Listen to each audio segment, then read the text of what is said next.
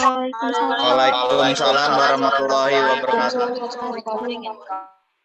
Sebentar, saya harus mindahin malu ternyata. Saya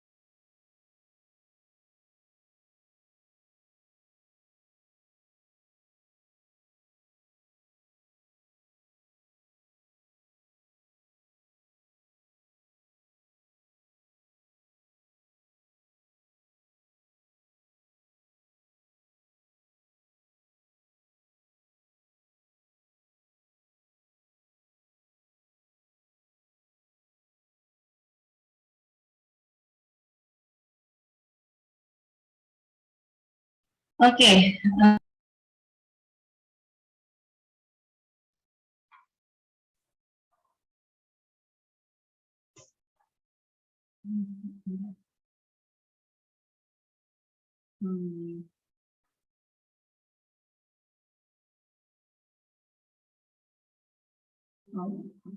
Oke. Suara saya sudah masuk? Oh ya, sudah masuk.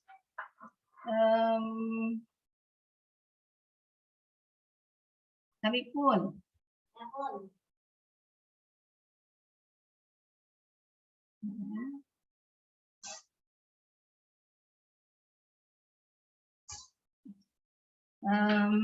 Ya, minggu ini waktunya Anda sekalian presentasi. Tiap kelompok ada 15 menit presentasi. Moderator semua kelompok adalah saya. Ya. Minggu lalu semoga saya sudah sampaikan itu, bahwa kalau misalnya mau ada moderator dalam diskusi kelompok, maka moderatornya harus berada anggota, bukan anggota dari kelompok presentasi. Gitu ya. Kenapa? Karena moderator harus memiliki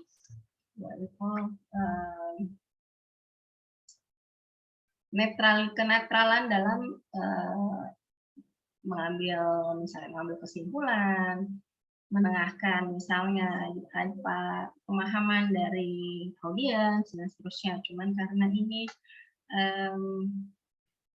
agak kaku untuk penyampaiannya, tidak terlalu open discussion gitu. Jadi saya pikir tidak perlu moderator, dan silakan saja kalau misalnya teman-teman memiliki pertanyaan atau apa, ya terbuka saja, karena kalian semua kan setara. Setara ini maksudnya semuanya mahasiswa, sama-sama belajar, dan Indonesia juga belajar juga. Terus itu satu. Kedua, nanti saya pasti akan kasih komentar kepada salah satu kelompok, kepada semua kelompok. Nah, harus dianggap bahwa itu adalah proses belajar semua orang yang dalam Zoom meeting ini, gitu ya. Jadi jangan nobaper-baper.com, karena saya belum hafal sama kalian, jadi mungkin saya dendam sama kalian, salah satu dari kalian, atau yang si misalnya siapa nih, si Randy jawabnya begini, ntar saya lihat nih ujian bakal jawab yang sama apa enggak, atau akan berubah apa enggak, gitu ya. Karena tidak, bagi saya sebagai dosen tidak ada urgensinya untuk melakukan dendam apa segala macam, karena proses belajar kalian itu setidak-tidaknya akan berlangsung sampai 3,5 tahun, gitu ya. Dan ini cuman only for 4 months, itu kayaknya terlalu dini untuk menilai kapabilitas seseorang. Oke, 15 menit. Mohon teman-teman semua juga pelajari bahwa ini kita belajar bersama ya. Diskusi ini bukan hanya pemenuhan kalian mengerjakan tugas, gitu ya.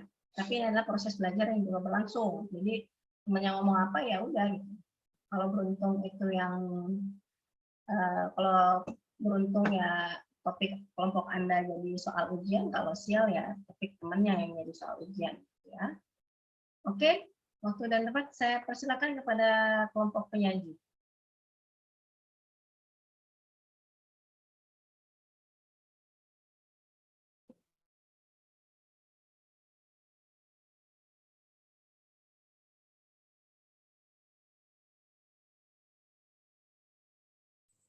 Ibu izin bertanya, ini kelompok A dulu, Bu.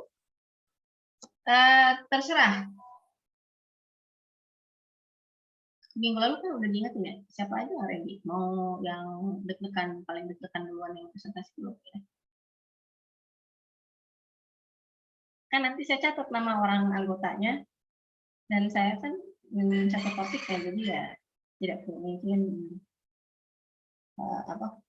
ya saya berusaha untuk menghindari kesalahan penilaian. Kalau saya dari sisi saya ya, silakan.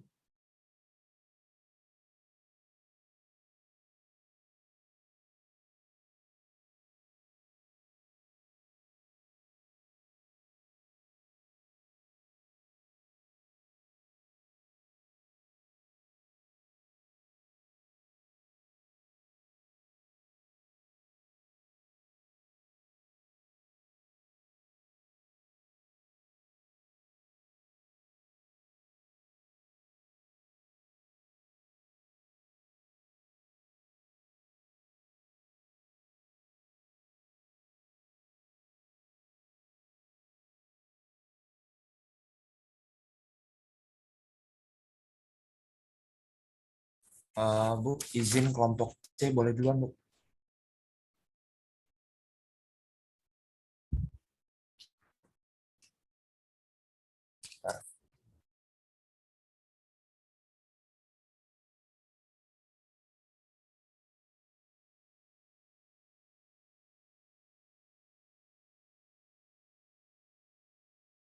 Untuk presentasi pertama, Bu. Ya, disiapin dulu ya, Bu. Itunya, PPT-nya.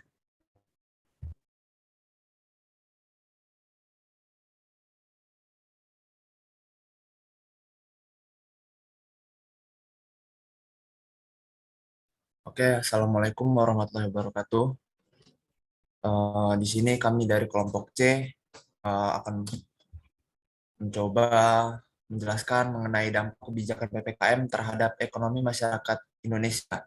Di mana PPT ini beserta makalahnya sudah disusun oleh kelompok C, yaitu saya sendiri, Muhammad Fadli Auliansori, Nabila Aziz. Di sini kami akan membicarakan dampaknya. Yang pertama ada tujuan, lalu teori politik, dampak positif dan negatif PPKM, lalu ada penurunan pendapat negara Indonesia.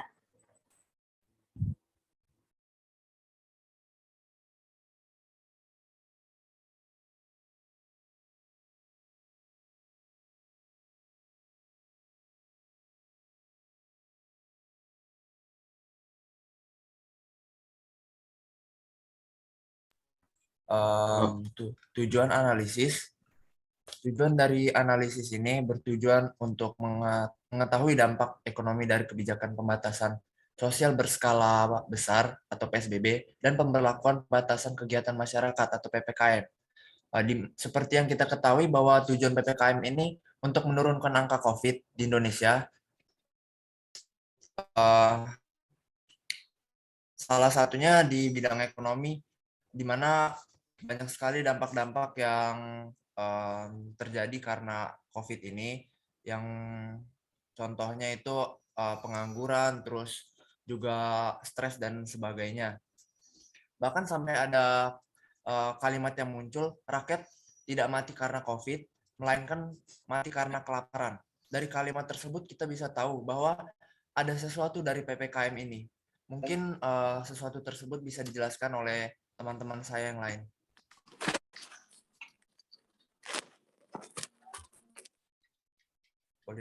Usaha tujuan dan cara untuk mencapai tujuan itu. Pada prinsipnya, pihak yang membuat kebijakan-kebijakan itu mempunyai kekuasaan untuk melaksanakannya. Kebijakan ekonomi pada dasarnya merupakan keputusan politik karena mempengaruhi distribusi kekayaan dan pendapatan dalam masyarakat.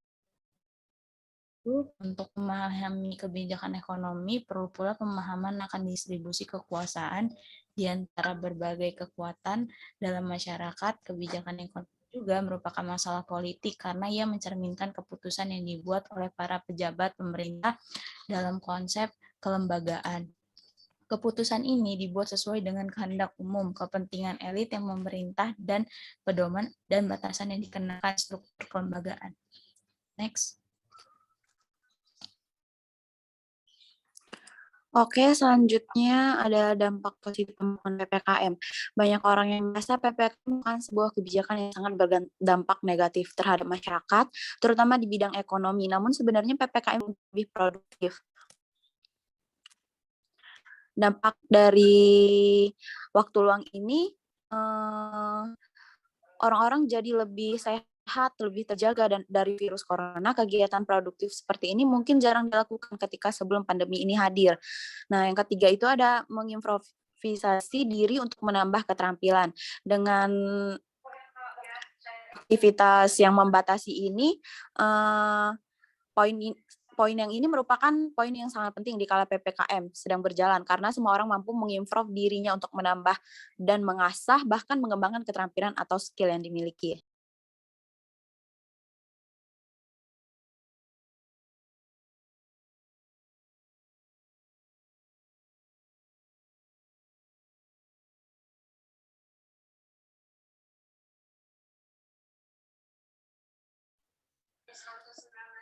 Untuk dapat dampak negatif pemberlakuan PPKM itu sendiri, PPKM itu memiliki juga dampak buruk bagi negara Indonesia, terutama bagi masyarakat. Yang pertama itu tutupnya pusat perbelanjaan. Dengan tutupnya pusat perbelanjaan, maka akan mematikan atau mengurangi mata pencarian para perekonomian, yaitu para pedagang-pedagang yang berjualan. Yang kedua itu banyak pengusaha yang mengalami kebangkrutan. Dengan adanya PPKM ini, banyak para usaha-usaha yang gulung tikar atau bangkrut karena mengurangnya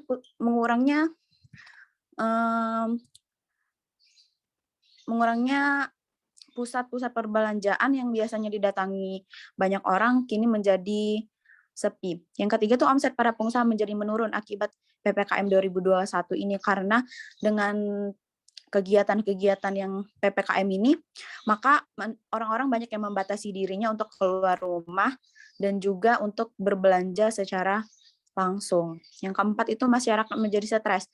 Yang keempat ini masyarakat menjadi stres, poin ini mungkin masyarakat yang biasanya memiliki banyak aktivitas di luar rumah, kini menjadi banyak yang dilakukan di dalam rumah, sehingga kebiasaan-kebiasaan itu menjadi pikiran atau membuat stres para masyarakat yang melakukan hal itu. Yang kelima itu pendapatan negara yang menurun serta anjlok di bidang ekonomi Indonesia. Nah, poin yang kelima ini berpendapat bahwa pendapatan negara itu turun serta anjlok di bidang ekonomi Indonesia karena para pengusaha-pengusaha ini hasil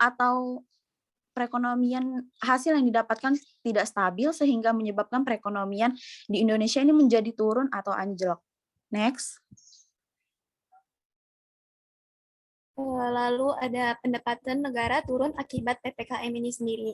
Lalu pekerjaan menurun sebesar 6,7%. Hal ini dikarenakan karena jumlah wisatawan yang menurun, sehingga mengakibatkan devisa negara dan lapangan pekerjaan menurun. Lalu ada sektor ekonomi kreatif yang menurun sebesar 2,5%. Tenaga kerja dalam bidang ini juga menurun, sehingga nilai ekspor Indonesia juga menurun hingga minus 12,93%. Lalu ada APBN 2021 yang bisa mencapai 6,2% terhadap PDB, produk domestik bruto. Hal ini diprediksi oleh IMF, APBN 2000 Indonesia bisa mencapai 6,2% terhadap PDB.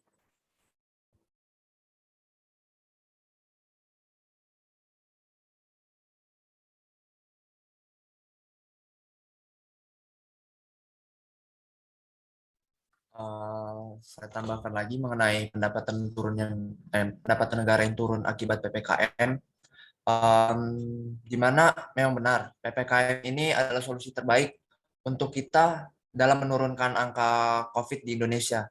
Namun karena itu juga membuat sarana pariwisata kita itu menurun, yang mengakibatkan devisa negara itu turun sampai 30%. Tidak hanya itu, lapangan pekerjaan juga turun sampai 6,7%.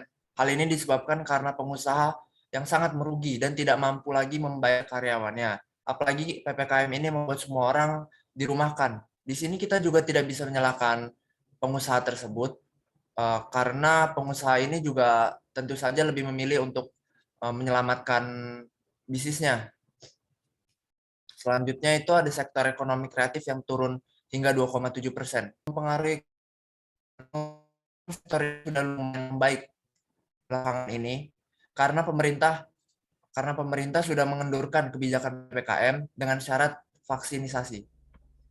Selanjutnya nilai ekspor yang menurun hingga minus 12,93%, serta APBN 2021 bisa mencapai 6,2% terhadap produk domestik bruto. Namun hal ini hanya prediksi dari IMF saja, di mana target Indonesia itu ada 5,7%. IMF juga memprediksi bahwa 2021 pertumbuhan ekonomi Indonesia bisa hanya mencapai 3,9%, lebih sampai 5,3%. Mungkin sekian.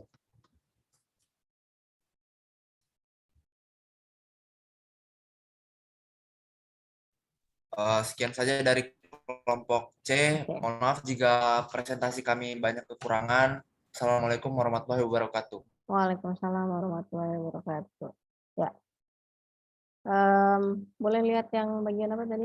Kebijakan, teorinya, teori dan konsep.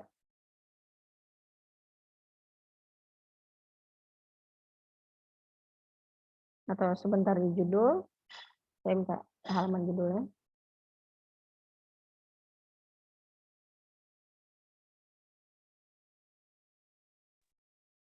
Bentar ya. Ini mohon maaf nih, saya keluar masuk dari tadi mau coba.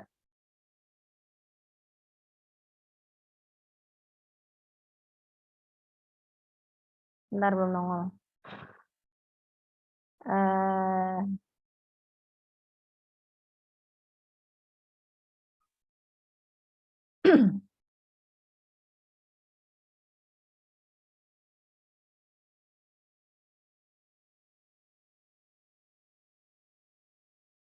Oke. Saya boleh lihat judulnya?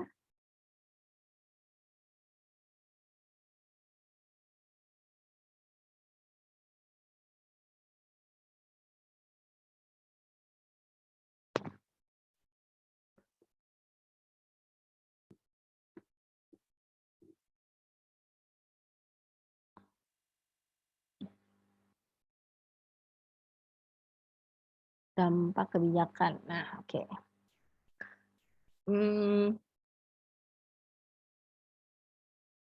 Mana ya? Ada nggak? Oke, balik lagi ke teori.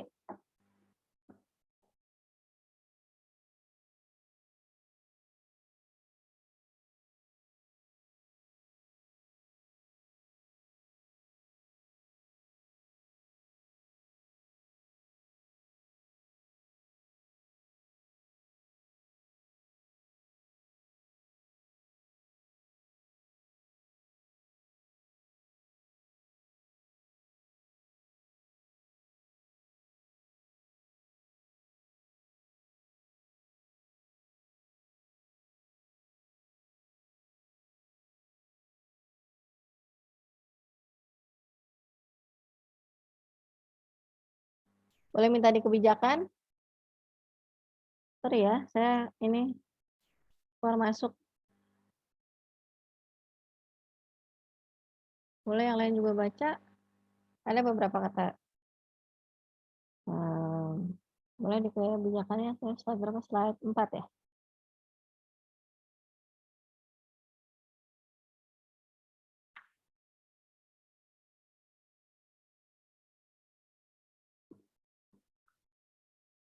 Sudah bergeser, belum bergeser nih.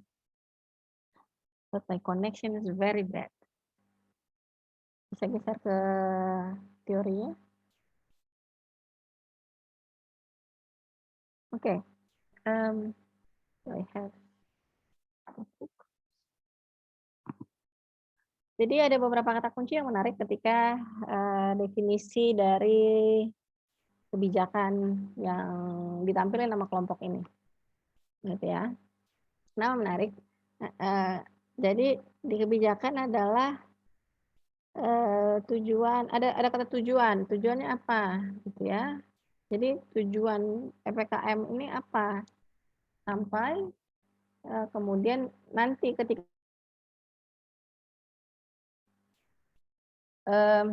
saya izin 5 menit ya. Mohon bersabar, nanti saya masuk lagi ya. Saya ganti provider dulu ini. Bentar ya. Ya, Bu.